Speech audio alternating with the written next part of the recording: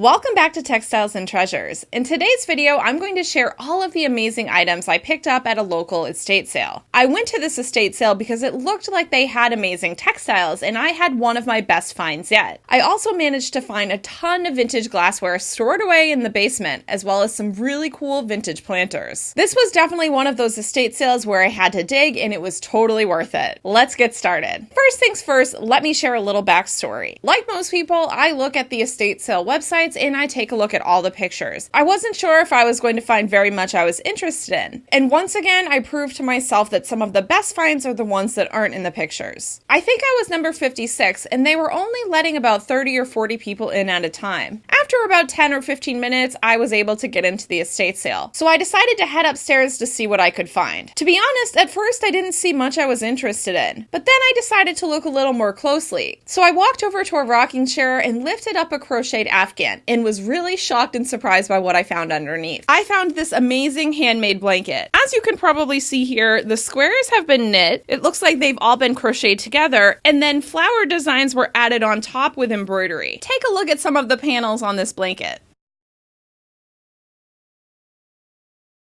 I love how colorful this blanket is. Look at all the different designs, all of the flowers, the very unique patterns, and a lot of the flowers you can actually recognize. Here you can see the ends of the blanket. They were rows of squares that were then crocheted around the edges. I'm going to show you another side of the blanket.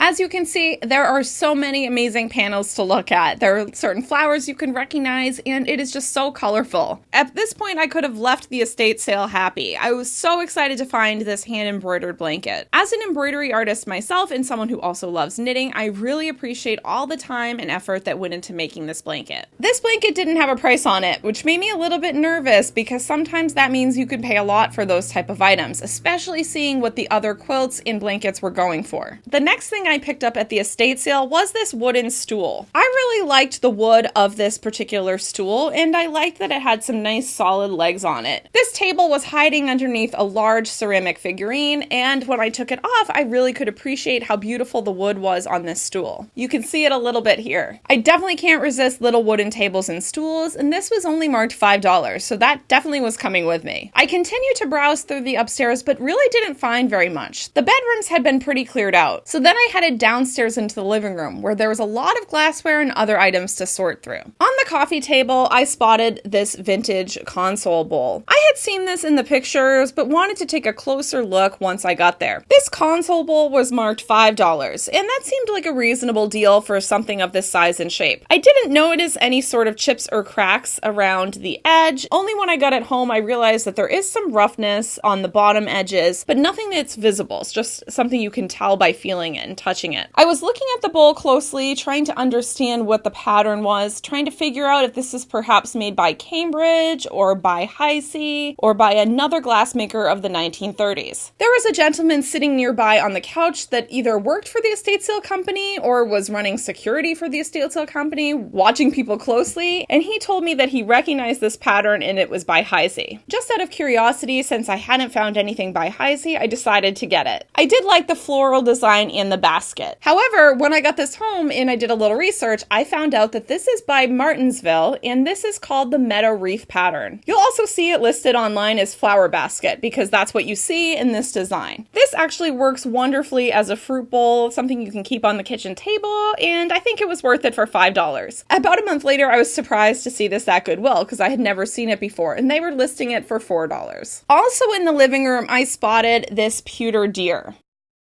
This household appears to have been a hunting household, which isn't exactly my thing, but as a New Englander, I definitely think deer are beautiful. I really liked the design of this piece, and I decided that it was a nice sizable piece. This was also marked $5, which seemed fairly reasonable to me for something of this weight. As you can see here, this was a limited edition piece. This is number 1725 out of 3000. This piece is also signed on the back.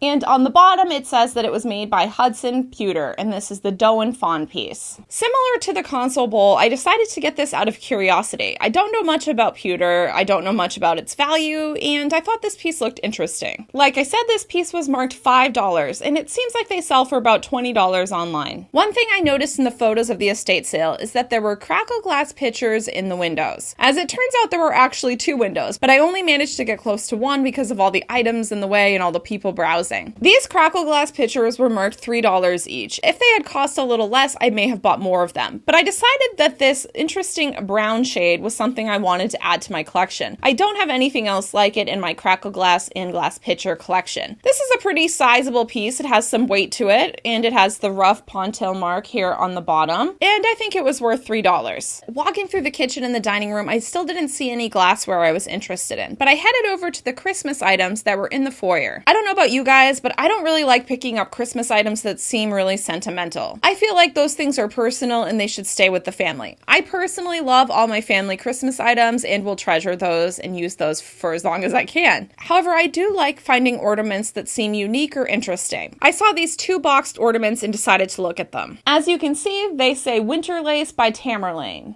made in USA. That caught my attention. This ornament is a precious bicycle. I love the floral design on this bicycle and the way that they have the handlebars, and I thought this was really adorable. I had never seen this type of ornament before, but I really liked that it was very simple and elegant and will look lovely on a tree. This slightly larger ornament also caught my attention because of the 2 rocking horses and the more elaborate design. As you can see, this one's a little bit bigger and has a little more detail to it. How beautiful are these ornaments? The design on this ornament is called Rocking Horse. You can see on the back that this originally retailed for $7.95. Like the blanket, these items weren't marked, so I knew I would get a group price for them. I have to admit, at this point, I thought I was done at the estate sale. But then I headed downstairs into the dark, dusty basement where I got ready to dig, and I was super excited with what I found. There were several boxes of dusty glassware that looked like they'd been sitting down there for decades. My theory is that the items that were upstairs were things that the family had been using since the 70s, 80s, or 90s, just like my family, and the stuff that was downstairs was stuff that had either been inherited or items that had been used earlier in the family's kitchen. That's how much dust was on these items. They had been sitting there for a long time. I started digging in one of the boxes and knew that I had some vintage items when I saw this. I pulled out this Anchor Hocking Manhattan candle holder. If you've watched some of my previous videos, you may have noticed that I have one of these that I picked up at the thrift store, and I was on the lookout for a second one. I clearly recognized the Manhattan design, this stacked pattern as you can see here, and even though this was quite dusty, it definitely looked like it was in good condition with no chips or cracks. The next thing I found in this box was this vintage salt and pepper shaker. I actually spotted just the squirrel on the base and not the salt and pepper shakers, but he was in great condition. There were no chips or cracks, and he still looked cute even despite a couple of decades of dust. I kept digging in the box and I found the salt and the pepper shaker.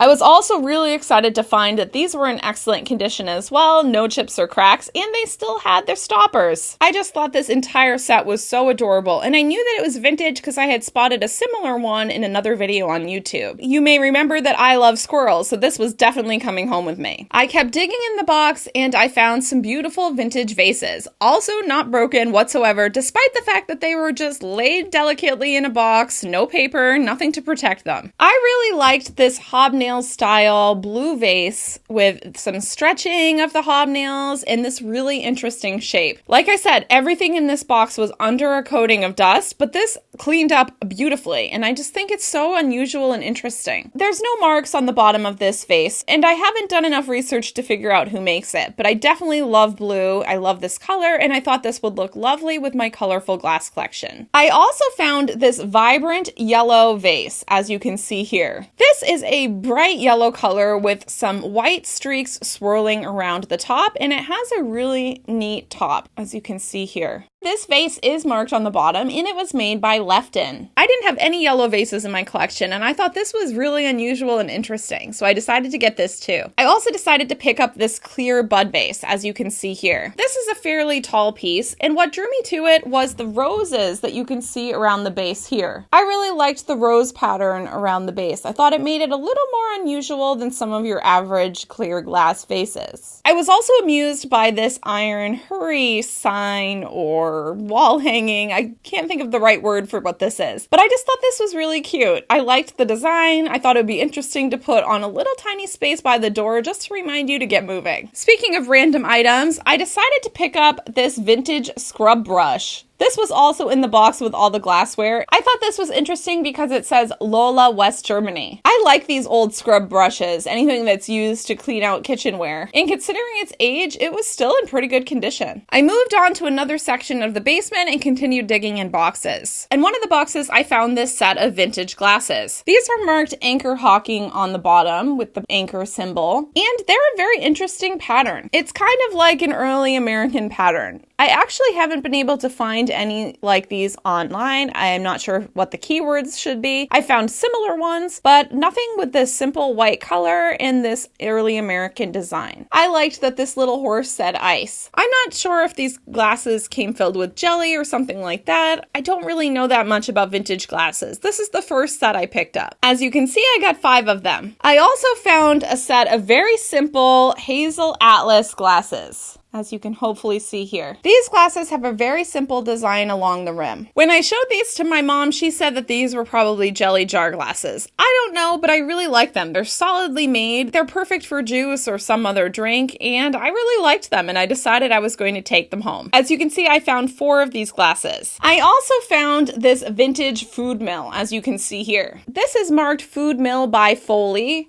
and as you can see here, it works perfectly. This food mill would be used to remove cherries from their pits. I thought it looked like it was in pretty good shape, although the color of the metal is a little bit strange, and I decided to get this too. At this point, as you can imagine, I was starting to wonder how I was going to carry everything that I'd picked up. Lucky for me, this family was very into collecting baskets, like a lot of people in New England, and there were quite a few of them downstairs. I ended up picking up this nice, solid basket to carry all of my vintage glassware. This is in excellent condition, and it's a nice sturdy basket. Besides glassware, there was also some pottery hanging out around the boxes. I was super excited to find these pieces. As you can see, I found this really cool pottery piece. This is definitely a footed planter, and it's a little bit smaller, perfect for a succulent or a smaller plant. This planter was marked Haeger on the bottom, so I knew it was definitely vintage and worth picking up. Here's another vintage planter that I found in the basement. All of these planters had been used for their intended purpose and had remnants of dirt in them. They were definitely used as planters, but surprisingly, they were in excellent condition with no chips or cracks. Many times when I come across vintage planters, they've been cracked. This one is marked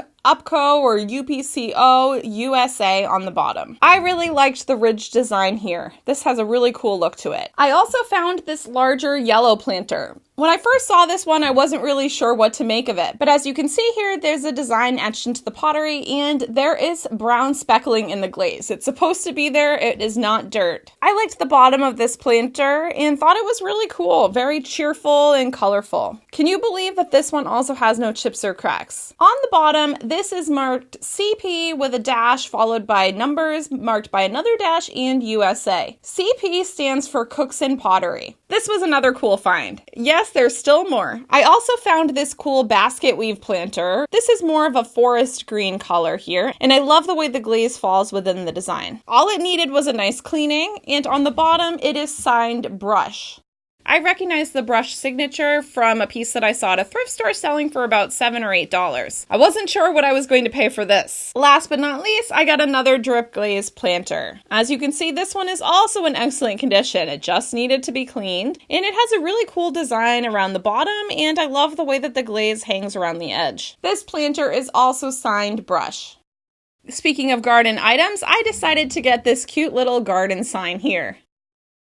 It reads, "The kiss of the sun for pardon, the song of the birds for mirth. One is nearer God's heart in a garden than anywhere else on earth." I thought that was a really sweet poem, and I liked the bird and flowers on this particular stake. This seems to have been made by the same people as this. You can tell by the way the writing is. At this point, I was starting to wonder how I was going to carry all of the vintage planters, the vintage glassware, the stool, and the heavy blanket outside. Thankfully, one of the people running the estate sale found me and carried a lot of the items upstairs for me to hold them outside. outside. I really like that about this estate sale company. They let you make piles and they will hold items for you. I don't know why some other estate sale companies don't do the same. I definitely buy more when I can continue to look after I've picked out some items. Another thing I did get was this sander stick. This particular house had a ton of tools, and I always like looking in the tools. I like doing DIY projects, and I definitely plan on sanding things down in the future. This reminded me of what we used in school when I was a kid, and since I know I'm going to do some wood projects in the future, I decided it was worth getting as well. You really had to look everywhere to find all the cool items in this house. As I was walking up the stairs from the basement into the kitchen, I saw this vintage planter. You may recognize this style of vintage planters because I try to pick them up whenever I see them. I was really happy that this was another color I didn't have, an orange color, and it was in excellent condition. These vintage planters are made in Japan, and I think it's either by Takahashi or by Counterpoint. I'm not entirely sure because the sticker is no longer there. Now that it was a little calmer and quieter at the estate sale, I browsed in the kitchen. In one of the cabinets, I found one more item that I wanted to get. I liked this casserole dish. As you can see here, there's a pretty floral design on this round casserole dish.